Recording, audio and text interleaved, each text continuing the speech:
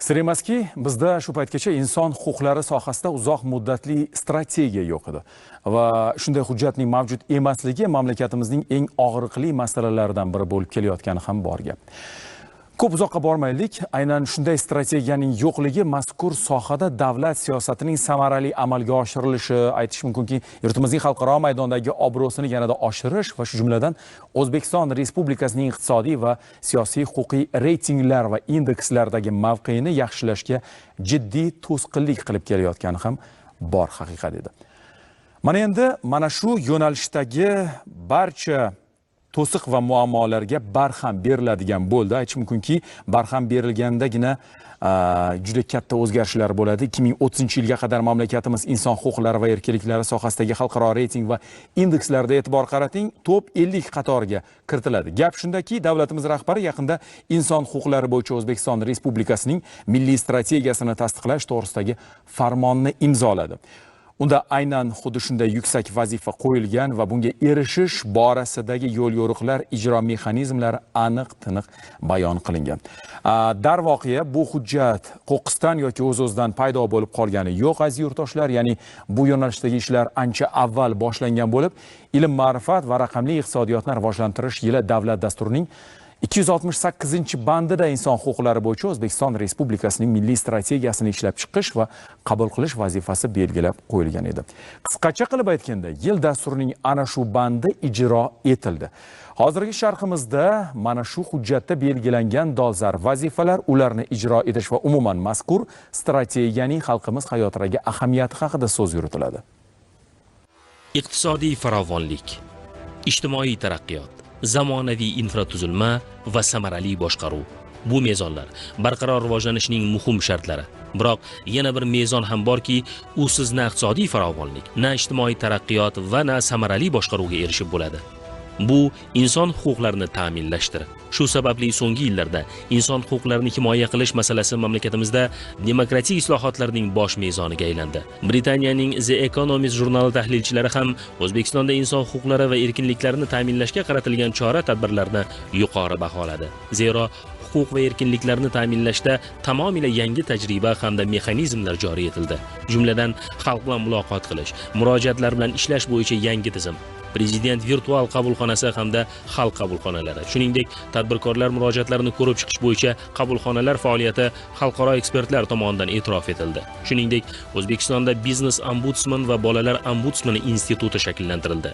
Inson huquqlarini ta'minlash haqida so'z ketganda, uzoq vaqtdan buyon mamlakatimizda yashab kelib, ammo O'zbekiston fuqarosi degan huquqiy maqomga ega bo'lmagan 50 mingga yaqin yurtdoshlarimizning ana shu muammosi hal bo'lganini ta'kidlash muhim.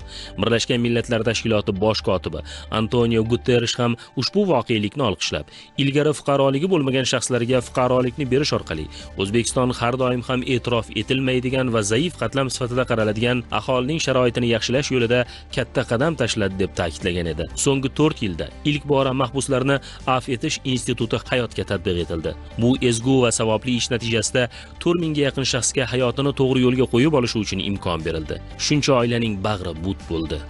Shuningdek, ilgari ma'lum sabablarga ko'ra yopilgan chegara postlarining qayta tiklangani, ularda oddiy fuqarolarning kelib ketishi uchun yengilliklar yaratilganini nafaqat xalqimiz, balki butun dunyo tarixiy voqea sifatida qabul qildi. 2017-2020 yillarda O'zbekistonda munosib mehnat bo'yicha dasturning amalga oshirilishi, jumladan majburiy mehnatga barham berilishi ham xalqaro hamkorlik tomonidan ijobiy baholandi. Uzoqqa bormaylik. Shu yilning 25-iyun kuni AQSh davlat kotibi Mike Pompeo odam savdosi bo'yicha yillik ma'ruzani taqdim etdi va unda O'zbekistonning majburiy mehnat holatlariga yo'l qo'ymaslik, ularning oldini olish borasidagi sa'y harakatlari mintaqadagi boshqa mamlakatlar uchun yangi standartlarni o'rnatmoqda deb ta'kidladi. Umuman, keyingi yillarda fuqarolarning shaxsiy, siyosiy, iqtisodiy, ijtimoiy va madaniy huquqlari va erkinliklarini amalga oshirish uchun 5000 dan ortiq normativ huquqiy hujjatlar, jumladan 4 ta yangi kodeks, 186 ta qonun, 1209 ta O'zbekiston prezidentining farmon va qarorlari qabul qilindi. Biroq inson huquqlari sohasidagi kamchiliklar ham mavjudki, ularga ham ko'z yumib bo'lmaydi. Tahlillarga ko'ra, inson huquqlarini samarali himoya qilish uchun sohada demokratik islohotlarni yanada chuqurlashtirish zarur. Birinchi navbatda huquqiy bo'shliqlarni bartaraf etish talab etiladi. Yana bir muhim masala bu sudlar va huquqni muhofaza qiluvchi organlar tomonidan ozodlikdan mahrum qilish joylarida saqlanayotgan shaxslar huquqlariga rioya etilishini monitoring qilish tizimini takomillashtirishning aniq mexanizmlarini ishlab chiqishdir. Shuningdek, insonning shaxsiy, iqtisodiy, ijtimoiy, siyosiy, madaniy huquq va erkinliklari poymol qilinganligi uchun javobgarlikni kuchaytirish zarur. Boshqacha aytganda, bularning bari ushbu sohada davlat siyosatining samarali amalga oshirilishiga tushov bo'layotgan jihatlar. Bu esa mamlakatda inson huquqlari va erkinliklarini himoya qilish mexanizmini yanada takomillashtirish masalasini kun tartibiga qo'ydi. Qayd etish kerak, bugungi kungacha jahonning 40 dan ortiq davlati o'zining inson huquqlari bo'yicha milliy strategiyasini qabul qilgan. Ular orasida Avstraliya, Britaniya, Shvetsiya, Norvegiya, Indoneziya, Meksika kabi mamlakatlar bor. Inson huquqlari bo'yicha O'zbekiston Respublikasining milliy strategiyasi loyihasi ham milliy, xorijiy va xalqaro hamkorlar bilan keng muhokama qilindi va 50 dan ortiq davlat idoralari, fuqarolik jamiyati institutlari hamda xalqaro tashkilotlardan kelib tushgan 200 ga yaqin takliflar inobatga olindi. 22-iyun kuni esa inson huquqlari bo'yicha O'zbekiston Respublikasining milliy strategiyasini tasdiqlash to'g'risidagi prezident farmoni imzolandi. Milliy strategiyani ishlab chiqish, uni yaratish va qabul qilishning tashabbuskori yurtboshimizning o'zlari. Ular o'tgan yilgi dekabr oyida O'zbekiston Respublikasining konstitutsiyasining qabul qilinganiga bag'ishlangan tantanali majlisda O'zbekistonning inson huquqlari sohasida milliy strategiyasini ishlab chiqish g'oyasi bilan chiqqan edilar.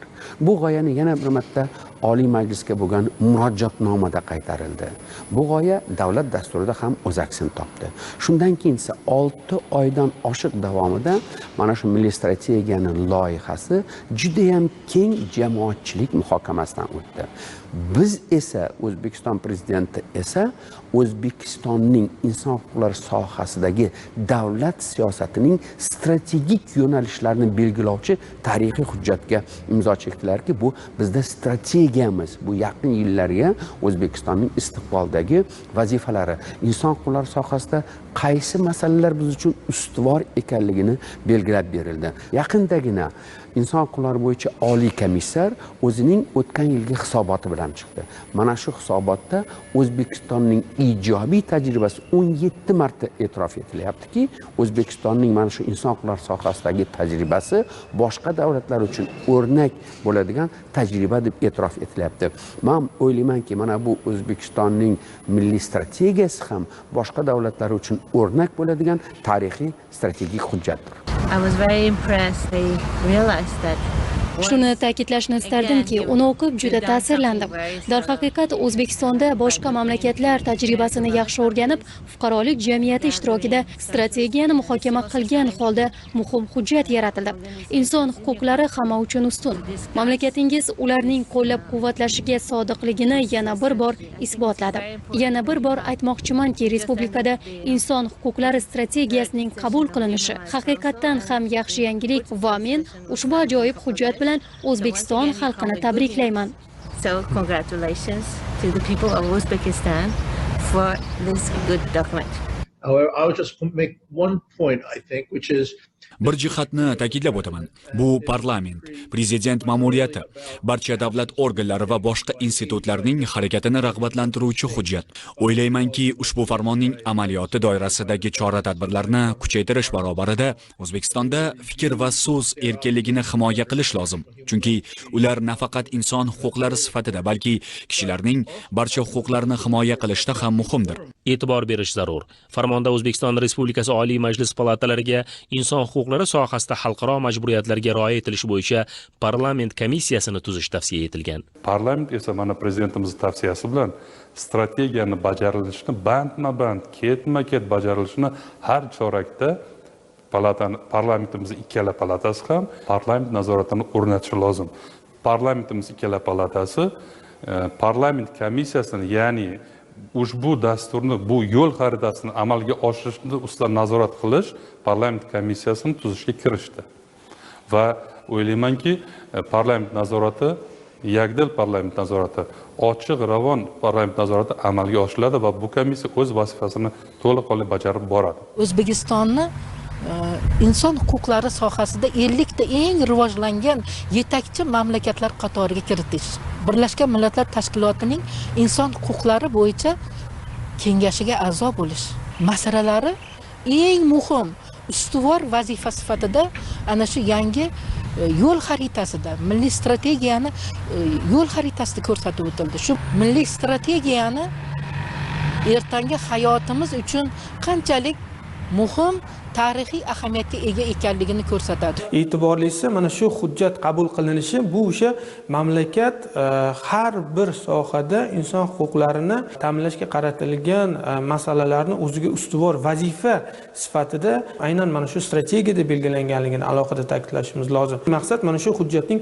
albatta amaliyotda ishlashi va maqsad mana shu amaliyotda ishlagan mexanizmlar mana shu aholimizga foyda keltirishi. Strategiyada ta'limga ham juda katta e'tibor qaratilgan. Ya'ni ta'lim sohasida inson huquqlari bo'yicha qanday o'zgarishlar qilinishi mumkin. Aynan bu borada ham aniq bir ko'rsatma berilgan. Ya'ni inson huquqlari, ayol huquqlari, bola huquqlari bo'yicha alohida darslarning mana shu o'quv darsliklariga kiritilishi, o'quv qo'llanmalarining ishlab chiqarilishi ham nazarda tutilgan.